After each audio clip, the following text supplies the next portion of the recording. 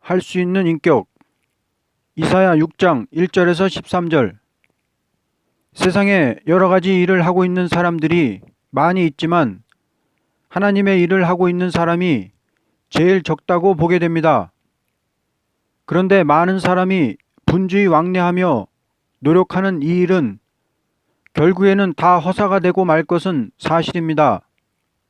그런데 이사야 선지가 하나님께로부터 묵시를 받아 말씀을 전한 일은 이사야는 없지만 오늘도 우리의 앞길을 인도해주는 빛이 되었습니다.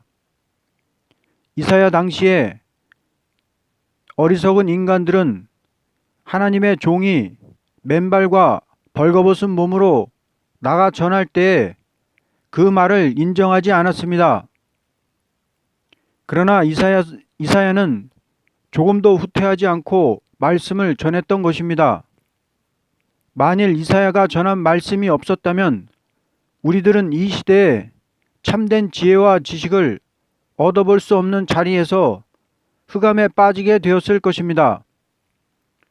그러나 이사야서를 바로 알게 되므로 인간 종말의 살 길이 무엇이라는 것을 분명히 알게 되는 동시에 그 진리대로 역사하시는 하나님의 역사 아래 승리하게 될 것은 분명한 사실입니다. 그러므로 우리는 이사야의 인격을 가져야만 이 시대에 하나님의 일을 할 수 있게 됩니다. 첫 번째, 눈이 열려지는 인격. 1절에서 5절. 우시야 왕이 죽던 해에 내가 본즉 주께서 높이 들린 보좌에 앉으셨는데 그의 옷자락은 성전에 가득하였고 스랍들이 모시고 섰는데 각기 6 날개가 있어 그 둘로는 자기의 얼굴을 가리었고 그 둘로는 자기의 발을 가리었고 그 둘로는 날며 서로 불러 이르되 거룩하다 거룩하다 거룩하다 만군의 여호와여 그의 영광이 온 땅에 충만하도다 하더라. 이같이 화답하는 자의 소리로 말미암아 문지방의 터가 요동하며 성전의 연기가 충만한지라. 그때 내가 말하되 화로다 나여 망하게 되었도다. 나의 입술이 부정한 사람이요 나는 입술이 부정한 백성 중에 거주하면서 만군의 여호와이신 왕을 배웠음이로다 하였더라. 이사야 6장은 심판의 다림줄의 진리를 하나님께 받은 이사야가 가장 높고 거룩한 보좌와 영광을 보았고 가장 우렁찬 스랍들의 움직이는 광경을 보고 그는 떨었습니다. 자기는 입이 부정한 인간이라는 것을 보고 감당할 수 없다는 것입니다. 이사야는 하늘 보좌 광경을 보고도 자기 입술이 부정하다는 것을 깨달았습니다. 이것이 옳은 종의 심정입니다. 단순히 하늘 보좌를 보았다고 영계 최고라고 하면 안 됩니다. 하늘 보좌를 봐도 입술이 깨끗이 않으면 열매가 없다. 입술의 부족 때문에 떨면 누구든지 들어쓰십니다. 이사야는 비록 땅에 사는 육의 몸을 가지고 있었지만 영안이 열려 보좌 세계를 내다보게 되었습니다. 누구든지 하나님의 일을 하려면 친히 하나님의 보좌 세계를 내다보는 인격이 되어야 할 것입니다. 성경을 읽어보면 역사적으로 선지와 사도들은 다 영계로 보는 눈이 열렸던 것을 알 수 있습니다. 신약 시대를 이루는 때에 베드로와 야고보와 요한을 데리고 높은 산에 올라가신 예수님은 친히 천국의 광경을 보여주셨고 아무리 기독교를 반대하던 사울이었지만 다메섹 광야에서 주의 광채를 보게 되었고 셋째 하늘의 광경을 본 일도 있었습니다. 또 사도 요한은 반모섬에서 이후에 마땅히 될 일을 보여주는 계시를 받아 쓴 일도 있었던 것입니다. 그러나 이러한 광경을 보아야만 일할 수 있다는 것이 아니고 일할 수 있는 영계에 들어갈 때 그때그때 보여주는 일을 받게 되는 것입니다. 하나님께서 당신의 일을 사람에게 하게 하실 때 무조건 증거를 보이지도 않고 하라고 하시지 않습니다. 그러므로 그리스도의 부활을 증거할 제자들에게 부활하신 예수님이 친히 나타나셔서 나를 만져보고 증거하라고 하셨던 것입니다. 선지와 사도들이 보고 증거한 것을 우리가 본 것과 같이 믿을 때 우리에게도 보여지는 일이 있을 것입니다. 둘째, 입술이 깨끗해지는 인격. 6절에서 8절. 그때 내가 말하되 화로다 나여 망하게 되었도다. 나는 입술이 부정한 사람이요 나는 입술이 부정한 백성 중에 거주하면서 만군의 여호와이신 왕을 배웠음이로다 하였더라. 그때 그 서랍 중에 하나가 부젓가락으로 제단에서 집은 바 핀 숯을 손에 가지고 내게로 날아와서 그것을 내 입술에 대며 이르되 보라 이것이 내 입에 닿았으니 내 악이 제하여졌고 내 죄가 사하여졌느니라 하더라.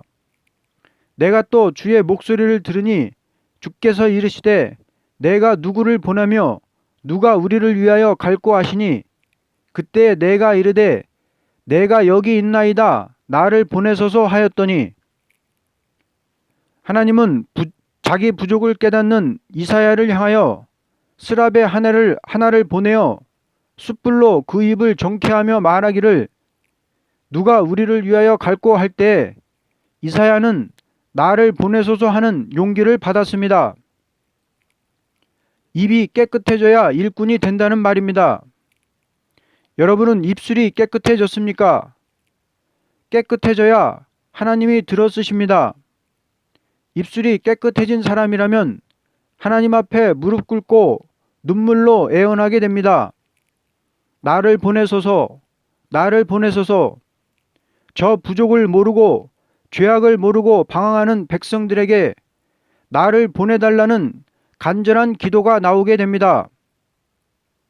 어느 종이 입의 실수 때문에 가슴 아프게 울 때 하나님께서 그 종의 입을 깨끗게 해서 들어쓰십니다. 세상 사람이 다 거짓말을 하고 악한 말을 하는데 말 한마디 때문에 벌벌 떠는 사람은 그중 나은 사람이 아닙니까? 하나님의 일을 하는 사람이 아무리 눈으로 계시를 보았다 하여도 입에 실수가 있다면 안 될 것입니다. 그러므로 하늘 보좌를 본 이사야는 자기 입에 실수가 있는 것을 깨닫고 두려워할 때 하나님께서는 불로 그 입을 깨끗게 하는 증거를 보여주었습니다. 누구든지 하나님 앞에 머리를 숙일 때마다 자기 입의 실수를 큰 죄로 알고 두려워하는 마음이 있는 자라면 하나님은 그 사람의 부족을 용서해 주시고 깨끗한 입술이 되게 하여 하나님의 말씀을 가감없이 증거하도록 하실 것입니다.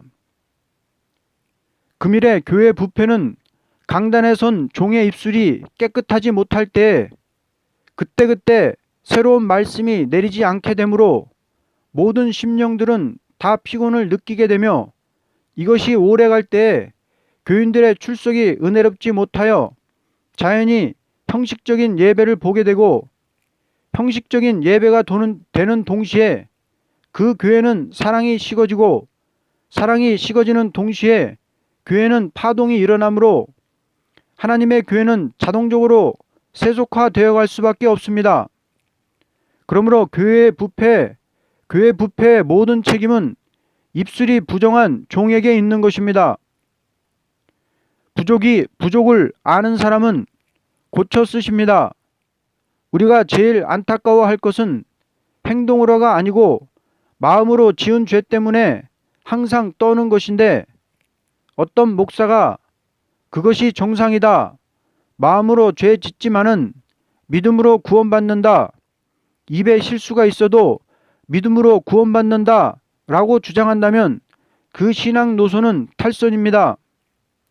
우리가 마음으로 지은 죄를 울며 기도할 때 예수님을 보았고 또 예수님이 우리의 기도를 들었다는 것으로 만족하면 안 됩니다. 하늘문이 열려서 예수님이 나타나 내 손을 만져주셨다 해도 그것으로 다가 아니오 내 마음속에서 마귀의 흑암이 소멸되는 역사가 있어야 합니다. 주의 종이 마음으로 지은 죄 위에 밤새 기도한다면 하나님이 고쳐 쓰십니다. 사람은 누구나 약하고 실수가 있는 법입니다.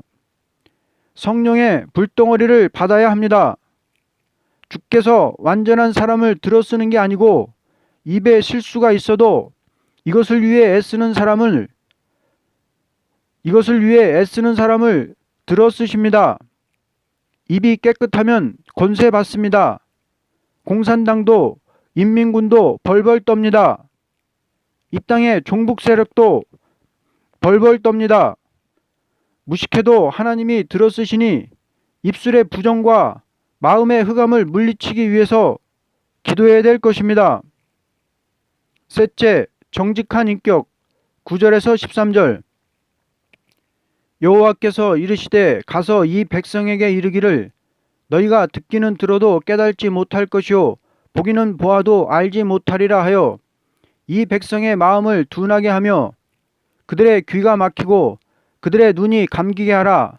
염려하건대 그들이 눈으로 보고 귀로 듣고 마음으로 깨닫고 다시 돌아와 고침을 받을까 하노라 하시기로 내가 이르되 주여 어느 때까지니까 하였더니 주께서 대답하시되 성읍들은 황폐하여 주민이 없으며 가옥들에는 사람이 없고 이 토지는 황폐하게 되며 여호와께서 사람들을 멀리 옮기셔서 이 땅 가운데 황폐한 곳이 많을 때까지니라.